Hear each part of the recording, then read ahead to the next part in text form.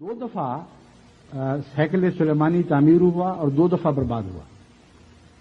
یہ سب کچھ جب ہو چکا تو اس کے بعد اللہ تعالیٰ فرماتا ہے عسیٰ ربکم ان یرحمکم وان عدتم عدنا وجعلنا جہنم للکافرین حصیرا۔ ابھی بھی خدا تعالیٰ کو ہو سکتا ہے تم پر رحم آ جائے۔ یعنی یہ 2 ہلاکتیں پوری ہو گئیں، 2 پیشگوئیاں ختم ہوئیں اپنے وقت پر پوری ہو کر، لیکن عسیٰ ربکم ان یرحمکم یہ کب ہونا ہے اور کس طرح ہونا ہے، اس کے متعلق اسی سورت کے آخر پر یہ آیت ہے جو حضرت صلی اللہ علیہ وسلم کے زمانے سے کے مضمون سے تعلق رکھنے والی آیت ہے اور اسی مضمون میں گھری ہوئی آیت ہے، جس کا مطلب ہے کہ یہ رحم کا واقعہ دور آخر میں حضرت محمد رسول اللہ علیہ وسلم کے زمانے میں آپ کی امت کے وقت میں ہونا تھا۔ انہوں نے فرمایا وَقُلْنَا مِن بَعْدِهِ لِبَنِي إِسْرَائِيلَ اسْكُنُوا الْأَرْضَ فَإِذَا جَاءَ وَعْدُ الْآخِرَةِ جِئْنَا بِكُمْ لَفِيفًا، کہ جب وہ وعدہ آخرہ آئے گا جبکہ ساری دنیا سے تمہیں اکٹھا کر کے دوبارہ اس زمین پر لے کے آنا ہے، تو اس وقت خدا کی تقدیر ایسا انتظام کرے گی اور تم سب لوگوں کو اکٹھا کیا جائے گا۔ یہ واقعہ پہلی دفعہ ہوا ہے۔ گزشتہ تاریخوں میں یہود بار بار فلسطین پر بستے رہے، لیکن ایک دفعہ بھی ایسا نہیں ہوا کہ ڈایاسپورا یعنی جو سارا علاقہ جہاں یہود منتشر ہوئے تھے ان تمام علاقوں سے دوبارہ اکٹھے کیے گئے ہوں۔ یہ تاریخ عالم کا پہلا واقعہ ہے۔ بس دیکھیں قرآن کریم کی پیشگوئیاں کس صفائی اور کس حیرت انگیز شان کے ساتھ پوری ہوئی ہیں اور آئندہ پوری ہوں گی۔ بس یہود کو میں بتانا چاہتا ہوں کہ ان پیشگوئیوں سے معلوم ہوتا ہے کہ خدا کی تقدیر نے تم پر رحم کھاتے ہوئے اور نازی جرمنی میں جو تم پر مظالم کی حد ہو گئی ہے ان کے نتیجے میں یہ فیصلہ کیا کہ بہت ہو چکی، شاید اب تم نے سبق سیکھ لیے ہوں، تمہیں معاف کر دیا گیا اور تمہیں دوبارہ ایک وہاں غلبہ عطا کیا گیا۔ اس غلبے کو توڑنے کی مسلمان قوت و حکومتوں کو طاقت نہیں ہوگی، کیونکہ احادیث سے پتہ چلتا ہے کہ ایک فتنہ اٹھے گا جو شام اور عراق کے درمیان سے اس چھوٹے سے سمندر سے نکلے گا، سمندر کے راستے سے، اور اس کا سارا پانی پی جائے گا، جو اسرائیل میں واقع ہے۔ اس کا نام مجھے اس وقت بحیرہ طبریہ نام ہے اس کا، جس کا حدیث میں ذکر ہے۔ یہ اسرائیل کے علاقے میں ایک چھوٹا سا سمندر ہے جس میں سے دریائے جارڈن ہو کے گزرتا ہے۔ فرمایا کہ وہاں بہت بڑا لشکر ہے جمع ہوگا اور وہ رجوع کرے گا، نکلے گا، اور بہت بڑی طاقت ہے جو یلغار کرے گی۔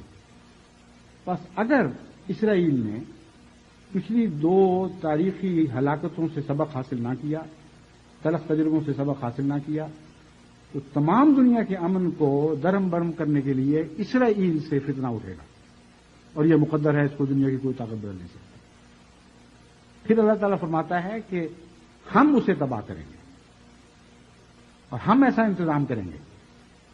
کہ وہ ساری طاقتیں جو ان کی ممد اور مددگار ہیں ان کے ٹکڑے اڑا دیں اور ان کو عبرت کا نشان بنا دیں۔ آخری پیغام اس حدیث میں یہ ہے کہ خدا تعالیٰ ان کے گلوں میں ایسی گٹھلیاں نکالے گا اور ایسی بیماریاں پیدا کرے گا جس کے ساتھ وہ بڑی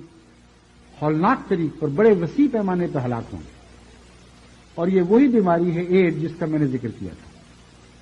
حدیث میں اس کی تفصیل ملتی ہے۔ بس ایک یہ ہلاکت ہے جو آج نہیں تو کل مقدر ہے، لیکن اگر ان قوموں نے اپنی اصلاح نہ کی، خدا تعالیٰ کے رحم کے دروازے کھلے رہتے ہیں اور ہمیشہ کے لیے ان کو تالے نہیں لگا دیے جاتے۔ بس میں بڑی ہمدردی کے ساتھ اور صدق دل سے یہود کو اور مغربی طاقتوں کو یہ مشورہ دیتا ہوں کہ یہ خدا کی تقدیر کے فیصلے ہیں جو میں نے آج آپ کو پڑھ کے سنائے ہیں۔ ان کا ماضی بتا رہا ہے کہ ان کا مستقبل یقینی ہے، کیونکہ جن باتوں کا ماضی سے تعلق ہے وہ بین ہی اسی طرح ہو چکی ہے، اور جن کا مستقبل سے تعلق تھا ان کا نصف بین ہی اسی طرح پورا ہو چکا ہے۔ بس باقی آنے والی باتیں بھی وہی ہیں جو لکھی جا چکی ہیں، اور اس تحریر کو دنیا میں کوئی بدل نہیں سکتا۔ بس اگر تم چاہتے ہو کہ دنیا میں ایک لمبا امن کا دور چلے تو سب سے زیادہ ضرورت اسرائیل کو ہے کہ اپنے رویے میں تبدیلی پیدا کرے، ظلم اور سفاکی کے ساتھ تاریخی رابطے توڑ لے اور جیسا کہ قرآن کریم نے نصیحت فرمائی ہے احسان کا سلوک شروع کرے. اگر اسرائیل احسان کا سلوک شروع کرے اور مسلمانوں سے تعلقات کی بنا احسان پر ڈالے اور باقی دنیا سے بھی احسان پر تعلقات کی بنا ڈالے تو میں آپ کو یقین دلاتا ہوں کہ یہ طاقت بہت بڑی عظیم طاقت بن جائے گی جس کا فیض ساری دنیا میں پھیلے گا اور مسلمان اور یہود مل کر اگلے زمانوں میں سینکڑوں یا ہزاروں سال تک دنیا کے امن کی ضمانت بن جائیں گے. لیکن اگر یہود نے ایسا نہ کیا تو پھر ایک تیسری عالمگیر جنگ کے ذریعے جیسا کہ میں سمجھتا ہوں دنیا کے تکبر توڑے جائیں گے اور بہت بڑی بڑی ہلاکتیں ہیں جن کا قوموں کو سامنا کرنا پڑے گا. حدیث سے پتہ چلتا ہے کہ بہت بڑے فیمنز بھی آئیں گے, قحط پڑیں گے اور بھوک کی مار بھی دنیا پر پڑے گی, بہت تباہیاں آئیں گی اور ان تباہیوں کے علاوہ آسمان سے ایک بیماری اترے گی جس کا ذکر احادیث میں بھی ملتا ہے اور جیسا کہ میں نے بیان کیا حضرت مسیح علیہ السلام کے الہامات میں بھی ملتا ہے اور اس بیماری سے یہ بڑی بڑی قومیں ہلاک کر دی جائیں گی. بس ہم سے مقابلے کی کیا باتیں کرتے ہو؟ ہمیں تو ہمارے خدا نے پہلے ہی بتا دیا کہ تم کمزور ہو. 1400 سال پہلے نصیحت فرما دی تھی محمد رسول اللہ صلی اللہ علیہ وسلم نے کہ خدا نے اتنی بڑی بڑی قومیں نکالنی ہیں آئندہ کہ دنیا میں کسی انسان کو ان کے مقابلے کی طاقت نہیں ہوگی, اس لیے دنیاوی ہتھیاروں سے ان کے مقابلے کی کوشش کا خیال بھی دل میں نہ لانا. یہ مسلم کی کتاب الفتن کی حدیث ہے, ہر مسلمان اس میں مطالعہ کر سکتا ہے, ہر شخص مطالعہ کر سکتا ہے. فرمایا دعا کے ذریعے ہوگا جو کچھ ہوگا, خدا کی تقدیر ان کو مارے گی اور خدا کی تقدیر یہ فیصلہ اس وقت کرے گی جب یہ طاقتور قومیں دنیا سے بدی کا فیصلہ کریں گی, کیونکہ خدا نے دنیا کو نہتا کر رکھا ہے, مجبور کر رکھا ہے اور ایک طرفہ طاقتوں کو بدی کا موقع عطا کر دیا ہے. اس لیے لازماً اپنے کمزور بندوں کی حفاظت کی ذمہ داری خدا تعالیٰ پر عائد ہوگی. بس ایک ہی طریق ہے اس آسمانی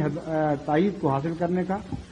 کہ خدا سے تعلق جوڑا جائے اور جس حد تک ممکن ہو اپنے نفوس کی اصلاح کی جائے. اسلام کے نام پر آئندہ کبھی کوئی بدی اختیار نہ کی جائے.